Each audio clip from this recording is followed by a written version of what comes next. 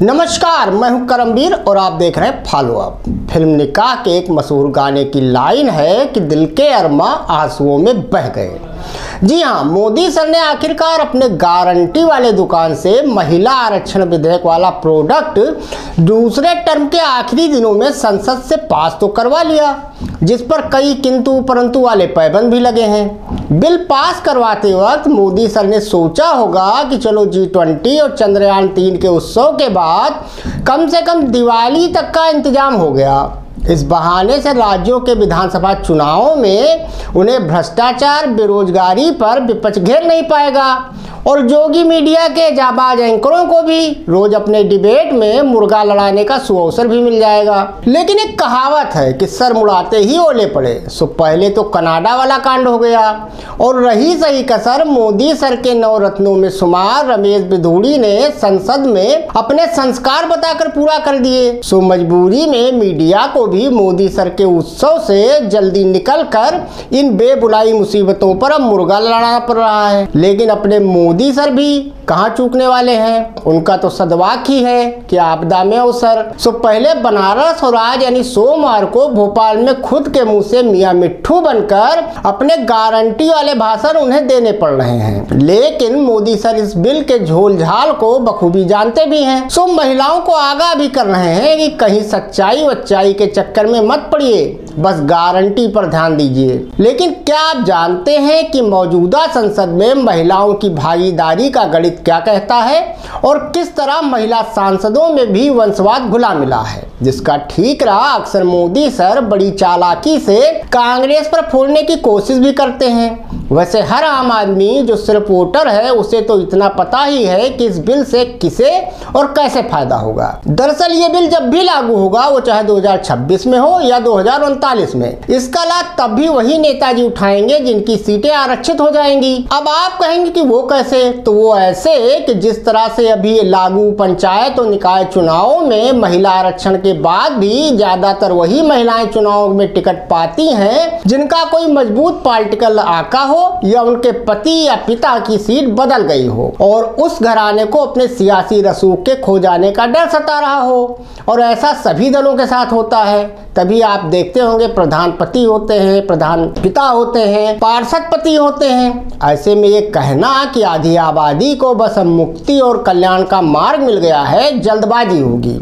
दूसरा मामला इसी से जुड़ा वंशवाद का है, जिसके आंकड़े आपको संसद के आंकड़ों को देखने और जानने के बाद आसानी से समझ में आ जाएगा।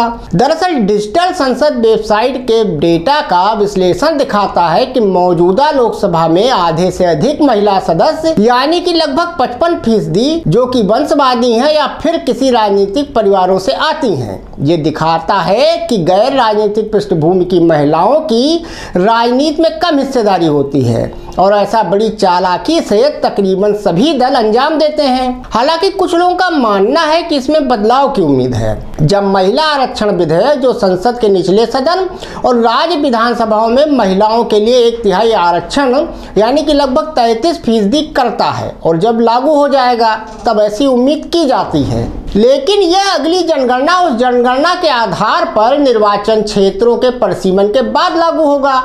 आरक्षण की निर्धारित प्रक्रिया के साथ शायद 2029 या उसके बाद 545 संसदीय लोकसभा में महिला सांसदों की संख्या मौजूदा 82 से बढ़कर 181 हो जाने की उम्मीद है। मौजूदा 82 महिला लोकसभा सांसदों में से 45 वंशवादी हैं। इस राजवंश में वो लोग शामिल हैं जिनके परिवार के सदस्य संसद या राज्य विधानमंडल के किसी भी सदन के सदस्य थे या अभी भी हैं।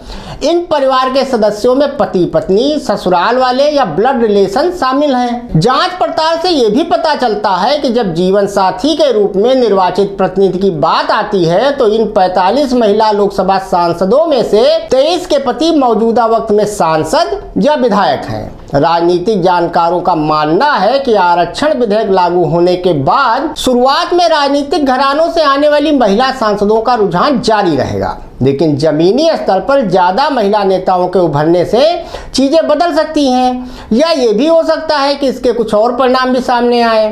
वैसे भी किसी को भी अचानक यह उम्मीद नहीं करनी चाहिए कि 1/3 या 181 महिला सांसद चुनाव लड़ने के लिए आगे आएंगी ही। ऐसा भी नहीं कहा जा सकता कि 181 81 महिलाएं नहीं मिलेंगी जिन्हें टिकट दिया जा सके। चिंता की बात यह होगी कि सभी पार्टियां ऐसी महिलाओं को टिकट देने की कोशिश करेंगी जो जीत सकती हैं। संभावना यह भी है कि प्रॉक्सी उम्मीदवार सामने आए और प्रॉक्सी उम्मीदवार बड़े पैमाने पर राजनीतिक परिवारों से आए जो सत्ता के पदों पर बैठे पुरुषों की पत्नियां, बहनें, माँ और बेटियां होंगी जिनकी कुर्सी इस आरक्षण के चलते जाने वाली है। वैसे अभी तक लोकसभा और विधानसभाओं में महिलाओं का प्रतिनिधित्व कम होने की एक वजह पार्टियों द्वारा उन्हें टिकट नहीं देना भी है। दरअसल अभी तक पार्टियां केवल उन्हीं उम्मीदवारों को टिकट देती हैं जिनके बारे में उन्हें लगता है कि वो चुनाव जीत सकते हैं। पार्टियों का मानना है कि जीतने की संभावना तब अधिक होती है जब कोई महिला नेता राजनीतिक पृष्ठभूमि से हो। इसलिए अतीत में निर्वाचित होने वाली ज्यादातर महिलाएं किसी सियासी परिवार से ही आती हैं। यहाँ गौर करने वाली बात यह भी है कि गैर वंशवादी पृष्ठभूमि की महिला उम्मीदवारों को शायद ही कभी टिकट दिया जाता हो। हालांकि यह सब अब बदल सकता है क्योंकि पिछले सप्ताह 454 लोकसभा सांसदों ने महिला आरक्षण विधेयक के पक्ष में और केवल 2 ने विरोध में मतदान किया था,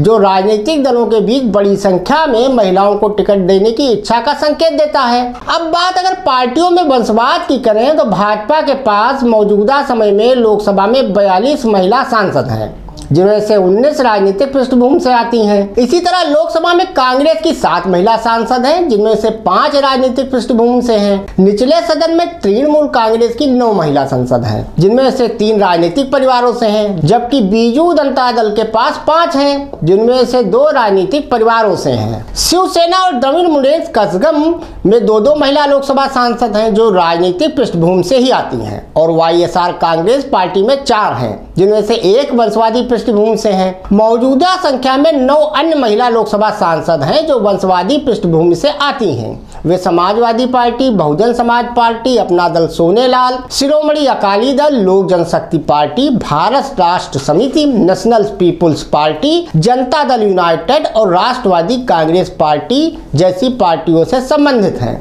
सभी के पास ऐसी महिला सांसद हैं जो राजनीतिक परिवारों से आती हैं। राजनीतिक परिवारों में से कुछ प्रमुख वर्तमान महिला लोकसभा सांसदों में राकापा प्रमुख यानी शरद पवार की बेटी सुप्रिया सूले, पूर्व लोकसभा अध्यक्ष पीएस संगमा की बेटी अगाथा संगमा और पंजाब के पूर्व उप मुख्यमंत्री सुखबीर सिंह बादल की पत्नी हरसिमरत कौर शामिल हैं। इस लोकसभा में 82 महिला सांसदों में से 80 ने विभिन्न राजनीतिक दलों से चुनाव लड़ा है, जबकि 2 निर्दलीय भी हैं। मांड्या से सुमालता अम्बरीश और अमरावती से नवनीत कौर राणा, दोनों के राजनीतिक संबंध हैं। राणा के पति रवि राणा 3 बार विधायक रहे हैं, वहीं सुमलता के पति अम्बरीश एक प्रसिद्ध अभिनेता और मान्या से सांसद हैं। 2019 के लोकसभा चुनाव में कम से कम 78 महिला सांसद चुनी गई थीं।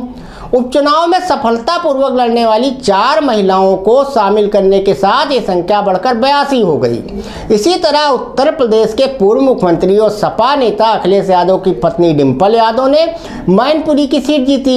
ये सीट पिछले साल उनके ससुर मुलायम सिंह यादव के निधन के कारण खाली हुई थी। हिमाचल प्रदेश के पूर्व मुख्यमंत्री वीरभद्र सिंह की पत्नी और कांग्रेस की प्रतिभा सिंह ने पिछले साल हिमाचल प्रदेश के मंडी से उपचुनाव जीता था। दादर और नगर हवेली की सीट मोहन डेलकर की पत्नी कलाबेन डेलकर ने जीती थी, जो इस निर्वाचन क्षेत्र से 7 बार सांसद रह चुके हैं, जिनकी मृत्यु 2021 में हुई थी।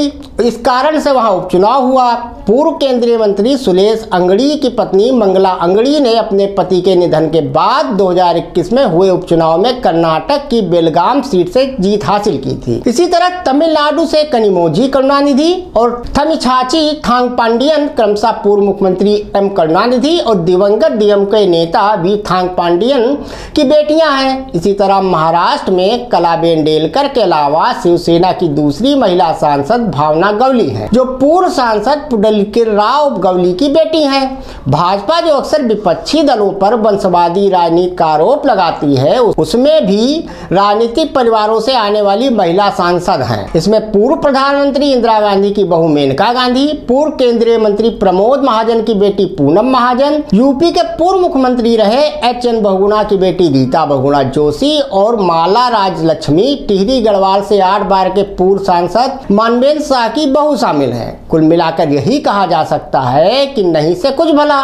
संविधान के 128वें संशोधन यानी महिला आरक्षण विधेयक के पारित होने पर मन को मथ रही कड़वी मीठी भावनाओं के बीच मेल बैठाने की कोशिश में मैंने भी अपना जी इसी मुहावरे से बहलाना चाहा। लेकिन इस मुहावरे में आए कुछ का ठीक ठाक मतलब किस चीज से लगाया जाए ये बता पाना मुश्किल है। आखिरकार मेरी देसी भाषा में एक लोकोक्ति ने मुझे सहारा दिया कि भागते भूत की लंगोटी भली। धन्यवाद।